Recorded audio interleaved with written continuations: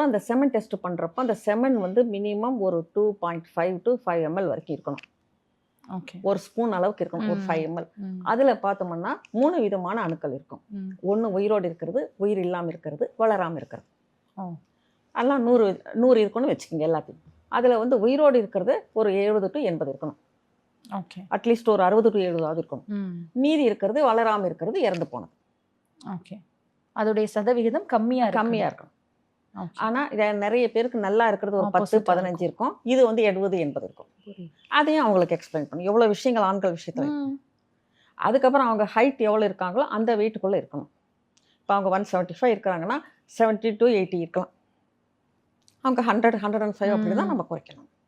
அதுவுமே வந்துட்டு இந்த மாதிரி இந்த பிரச்சனைகள் ஃபெர்டிலிட்டி ப்ராப்ளத்தை கண்டிப்பாக கொடுக்கும் ஆண்களுக்கு. அவ்வளோ ஈஸி ஒன்றும் இல்லை. இதுதான் நம்ம ஆண்டாண்டு காலமாக என்ன நான் வந்த புதுசில் ப்ராக்டிஸ்க்கு வந்த புதுசில் ஆண்களுக்கு உயிரணுக்கள் அறவே இருக்காது. அந்த அம்மா 4 டிஎன்சி பண்ணிட்டு வருவாங்க. எனக்கு ஆச்சரியமாக இருக்கும், ஏம்மா அவருக்கு உயிரணுக்களே இல்லை, நீ எதுக்குமா டிஎன்சி பண்ணிக்கிறேன்?